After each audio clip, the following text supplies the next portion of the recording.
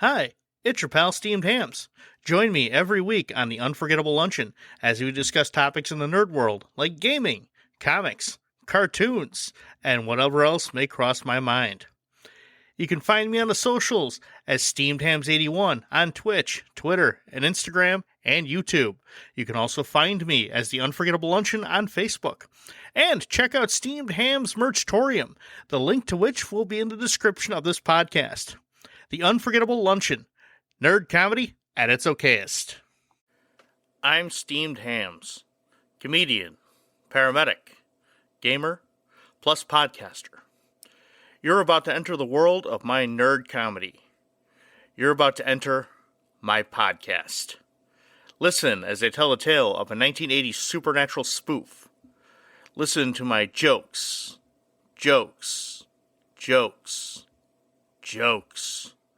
as I discuss Garth Marenghi's Darkplace today on the Unforgettable Luncheon.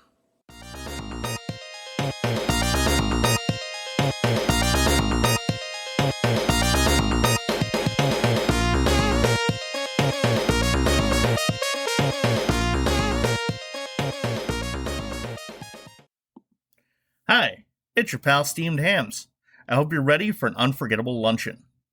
Garth Marenghi's Darkplace is a 2004 series spoofing 1980s supernatural and sci-fi dramas with deliberately low production value, bad acting, and terrible writing. It was created by comedians Matthew Holness and Richard Iowati. The latter you might know as Moss from the IT Crowd. If you've never seen the IT Crowd, do check it out. It is hilarious. It was based on a stage play called Garth Marenghi's Fright Night. It featured the characters of Garth Marenghi, horror author who was long on ego but short on talent, and his publisher/publicist, Dean Lerner, played by Holness and Iowati respectively. It became the basis for the series that we later now are talking about. Garth Marenghi's Darkplace is framed as a lost 1980s supernatural drama that was written, directed, and stars Marenghi, with music based on melodies originally whistled by Garth Marenghi. The show had been produced but never broadcast by Channel 4 in Britain, citing its, quote, radicality. But it had a short run in Peru, according to Marenghi in the first episode's introduction. The episodes are intercut with interviews of the cast in character as a sort of director's commentary. The show was brought back as Channel 4 had been going through, quote, the worst artistic drought in broadcast history. I mean, it must be bad if they decided they needed to air 6 episodes of Darkplace, a show they rejected horribly in the beginning. Every episode begins with an introduction by Marenghi, as he reads an excerpt from one of his many, many books in an over-the-top manner, where it seems he repeats words over and over again like he's trying to make a word count for writing these. He also tells you how he spent 3 hours of his life putting together interviews with the other cast, which, can be draining on a man. The show takes place at the fictional Darkplace Hospital in Romford, England, situated over a portal to hell.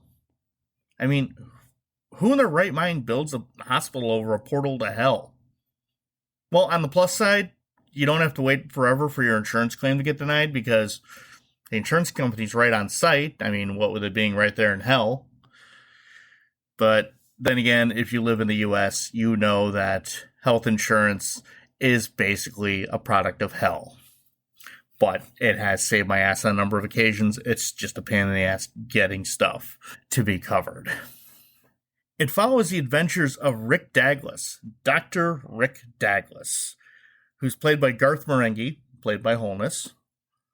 He's a doctor at Darkplace Hospital who battles the forces of evil while dealing with the pressures of day-to-day admin. He's a Vietnam War vet and former warlock.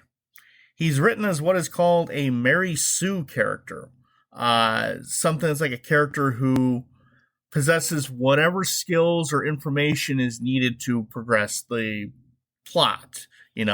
One episode he may be an expert mechanic, but the next episode he knows everything about the occult, that sort of thing. But that's Garth's ego for you. Almost all his lines and his actions were meant to stroke Garth Marenghi's ego as an actor and author. Marenghi is joined by his publisher/publicist, Dean Lerner, played by Richard Ayoade, who plays hospital administrator Thornton Reed. Lerner is easily the worst actor of the cast. Like, no joke. His stuff is deliberately, like, wooden. He has no idea what he's doing. It's funny as hell. But Marenghi said he didn't want an act, he wanted the truth. That's why he cast Lerner. Many of Lerner's lines were done in close-ups since he was so bad he kept ruining takes with the other actors. And, of course, his terrible acting was also the cause for the shoddy editing, as takes had to be cut together awkwardly in order to make a usable scene. He answers to his boss, the oft-mentioned but never-seen Wonton. Lerner, as you see in the interviews, is just as delusional and self-absorbed as Garth Marenghi. Reed carries his trademark shotgun whenever there's a fight. And there's a fight just about every episode. If he doesn't have that shotgun, he's got his bullhorn, which he uses to shout at you from like 3 feet away. Next, we have Dr. Liz Asher, played by Madeline Wool, who's played by Alice Lowe. She's the stereotypical fluffy blonde who has the occasional psychic powers, when the plot calls for them, of course. She's a graduate of Harvard College, Yale, where she aced all her classes and got an A. Madeline Wool had since disappeared after the filming of the series, and Lerner may have had a hand in that, as implied through the interviews. According to Lerner, she may be dead and buried in the Eastern Bloc. If she got a burial. For those of you who don't know what the Eastern Bloc is, remember that the show was supposedly produced in the 1980s, and that's something you might want to look up in your history books. Finally, we have Dr. Lucian Sanchez, played by Todd Rivers, who is played by the always awesome Matt Berry, a.k.a. Laszlo Cravensworth from What We Do in the Shadows. Also a.k.a. Jackie Daytona, but, you know, that's a great episode. He's also known as the greatest voice in television history. I mean, that man's voice seems like it was created, that it is not for man. But one of the best parts about his character is he's impossibly handsome. His hair is always good no matter what is going on. And most of his dialogue is actually looped in, making for the most off-sync and hammy readings possible. I mean, just some of his stuff is to be seen to be believed. He honestly has like some of the best dialogue, though. Plus, Todd Rivers has a synthwave song released in the 80s called One Track Lover, which, yes, you can find on YouTube, and it is absolutely awesome and like one of the most 80s things you will see. Now, every episode is just off the wall. From possessed patients who are a gateway to hell, to mutant ape men who plan to mutate everybody else into an ape man by peeing in the water supply. I am not kidding. The show is just madness. Garth's overly descriptive, master of the obvious narration is just top-notch. I went for a drive. That's why I'm now in a car. And I got the call too early for a shower, so I had to do with a quick rinse on the key areas. I mean, there were only 6 episodes of this series, but every one of them is just about more hilarious than the last. So, these episodes, there's a bit of a discontinuity to them because, according to Garth in the interviews, there were like 67 of them produced, but we're only seeing 6. So we don't know where in the series these 6 are. And I think that's the best part of it, is the fact that you don't know what in the flying fuck is going on at any given time with this series. And that's what makes it so damn funny. Now, the first episode is great. Kind of introduces everybody. It was called Once Upon a Beginning, which is lazy writing in itself. You know, Liz appears at the hospital for the first time. She had just graduated from Harvard College, Yale, and was applying for the doctor's job. The best introduction to a series ever was she sees a cat. The cat, of course, doesn't just come walking out from, behind a wall. Someone, literally, a pair of hands just drops it in front of her from a door. And she's like, ooh, a cat. At which point she discovers when she talks to Dr. Sanchez that she has psychic powers. And they find out that a former friend of Dr. Rick Douglas, MD, has become a portal to a hellmouth. And he has to destroy him in order to close that hellmouth. Now, the reason he became a portal, his friend Larry, was Rick and Larry were warlocks. And they decided one night to go to the hospital cafeteria and perform a ritual. Well, about halfway through this ritual, Douglas leaves to go to the kitchen to fix them a couple of Coke floats. When he came back, Larry had gone insane and had left the portal to the hellmouth open, letting evil just get everywhere. He was able to close it, but, not entirely. He then finds Rick exploding in his room and has to destroy him in order to close the hellmouth. And this is a show that has to be seen to be believed. I can't describe everything, but you get to see some of the greatest dialogue from Thornton Reed, where just the editing is terrible. But the funeral scene is the best, because Douglas says, hey, I have to burn the corpse. And they go to the funeral, and lots of crazy editing and gunshots and a flamethrower later, the episode's over. Now, the next episode, where they truly delve into Liz's psychic abilities pretty much, is called Hell Hath Fury, where she gets angry because she gets yelled at by the cook because everybody wants their chicken for lunch and it'll just be 5 minutes. So when she gets upset, all of a sudden objects start flying around, and well, they first suspect the hospital's new temp clerical assistant, who's played as American, and whenever they show him talking, it's always from the shoulder up, and he's always got a big smile, like they just kind of added this in later. And they end up having to contend with all sorts of flying objects attacking them, which leads to another one of my favorite gags, was Dr. Sanchez pulling out a gun to shoot at an iron that was coming at him, only for the gun to decide to turn on him, at which point he throws it down, reaches for his backup, and shoots a gun with a gun. I'm not making this up.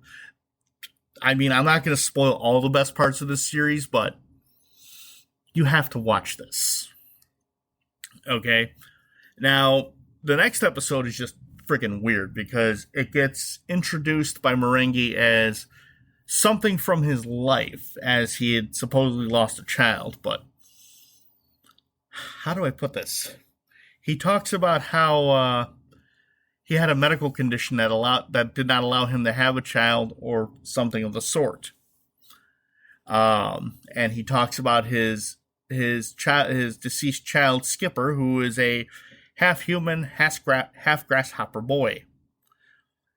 And a man gave birth to a giant eyeball after being, how do I put this? Assaulted by another giant eyeball who may have been a pair of testicles with a schlong. And he decides he wants to save said weird eyeball child, while it could be a potential killer, and the rest of the hospital is trying to get that baby back so they can destroy it, because they don't know.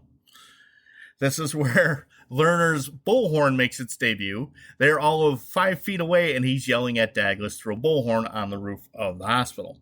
Also to note, every single episode of this show ends on the hospital roof with Douglas making some sort of internal monologue and reflecting on the episode's events, which becomes a funny running gag. The next episode is one of my personal favorites. It's called The Apes of Wrath, and basically a mysterious illness is spreading through the hospital, transforming doctors and patients into basically ape people. And it's found that a mutant ape is more or less peeing in the water supply and transforming people. After he's caught by Douglas, by the way, this ape guy is played to perfection by Noel Fielding. If you don't know who Noel Fielding is, he's a great British comedian. He's one of the hosts of the Great British Bake Off, and nerds like me might know him as Richmond from the IT Crowd. Easily the best character on that show. Okay, they get into a bike chase that is the greatest chase ever put to film in history. It was bicycles, but they had motorcycle noises. Look it up on YouTube. It is fan-frickin-tastic. It's easily one of my favorite episodes. It's one of the ones I used to kind of draw people into the series. Like, hey, watch this. This is funny. This is from this TV show. It's great. Next. This is, I would say, one of my least favorite episodes, but, we're all going to have that, called Scotch Mist, where a Scottish mist descends on Darkplace. And, of course, Douglas must act to protect the English people from the Scottish invasion. And the best part is, the Scottish ghosts were actually after Douglas because when he was a young man visiting Glasgow, he went to a fish and chip shop and ordered a burger, and that offended them. I'm not making this up. This is just pure weirdness. So he has to make amends with these Scottish ghosts that are out to kill everybody. The final episode was called The Creeping Moss from the Shores of Shuggoth. It sounds like a book that Marenghi would write. And basically there's an extraterrestrial broccoli infection. And of course a woman is infected with this, and Dr. Sanchez falls in love with her, and yeah, it's just weird. It's one of those episodes that you have to watch to get. Okay? So I'm not going to lie, I'd love to see this show get revived or maybe have a continuation. There was even talk of a film that Matthew Holness and Richard Iowati were in the process of kind of writing because Channel 4 had approached them about this. And it never got made, unfortunately. The two of them obviously went off on other things. Matthew Holness still plays Garth Marenghi, and he's actually written a book called Terror Tome, which as Marenghi, and he's doing a cool book tour across the UK, which I swear to God, if you ever came to the States, yeah, I would go to that. 100%. I would call off work and go to that. But the show has obviously low production value, which made it hysterically funny, such as the car was more or less a golf cart with a windshield kind of attached to it. And they were always driving at night, never driving during the day, always driving at night because you always saw the curtain behind them making it look like there was black, and they'd run a flashlight across their face to make it look like lights were just passing by. When they had all the telekinetic objects flying around, you could very obviously see the fishing line that these things were being held on. It was great. It was just, the special effects budget was near zero, obviously, on this show. It's a terrific show. The wooden acting is hilarious. My favorite line will always be, "Cool it, Sanchez, or you'll get a knuckle supper." Yeah, and they always try to employ slow-mo to pad out the episodes because they were running 8 minutes too short. But the slow-mo would either be legitimate slow-mo that they would do, or it would be someone basically acting in slow-mo while you could tell it was not slow-mo from things in the background. Like when Dr. Douglas would be running somewhere dramatically in slow-mo, and you could see him kicking up his legs in the back like he's running, but he's deliberately running slow, like he's in slow-mo. This show is just hilarious. I'd heard about it for years, but I never knew what it was until one day I stumbled upon it on Prime. And I'm like, you know what? Everybody keeps talking about this. I'm going to check it out. I watched it. I fell in love with it. You should do the same. Garth Marenghi's Darkplace was an absolutely bonkers show.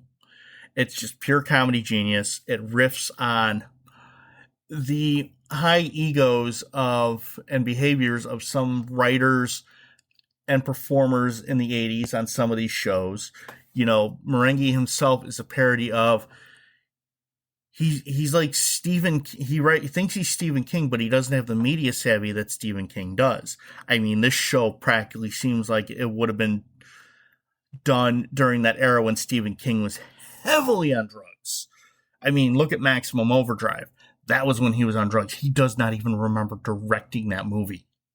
Okay, that's how many drugs he was on. I'm surprised that Marenghi wasn't doing that amount of drugs, but he was just egotistical, and he was kind of like Harlan Ellison. How Harlan Ellison was kind of prickly, but he had the talent to back it up, And his ego is so great that he actually slips one of his books into a scene and says, "This looks like a taut thriller that will take my mind off of things," and sits down to read it. And it's obviously a book with Garth Marenghi on it. It's a paperback. It's well used. And I believe the title was Splicer 4. So he made 3 more of those. Dude, horror novels should not have sequels. Horror novels should be standalone. Horror movies, 1 or 2 sequels. Don't do the sequel-itis nonsense like you get with Friday the 13th, Nightmare on Elm Street, Saw. Hell, I mean, some of these like Paranormal Activity and whatnot, you didn't need 6 of those. You don't need 10 Saws. You don't need 11-3 Halloweens. Okay? I mean, when John Carpenter wants to quit a series, it should be done. He didn't even want to do a second Halloween. Okay, I'm getting off track here, but definitely check out the show. If you want to find it, it is on Prime Video, Peacock, and Pluto TV. You can also, if you don't have any of those, at least check out clips on YouTube. I highly recommend it. You'll get a huge laugh out of it. Well, that's it for another unforgettable luncheon. I hope a good time was had by all. You can find me on the socials as SteamedHams81 on Twitch, X, also known as Twitter, YouTube, and Instagram, and now on TikTok as SteamedHams81. And you can find me as The Unforgettable Luncheon on Facebook. You can also check out my merch store, Steamed Hams Merchtorium, for all your great Unforgettable Luncheon merchandise needs. Links will be in the description under my link tree. I'm your host, Steamed Hams. Join me next time when the topic will be something nerdy.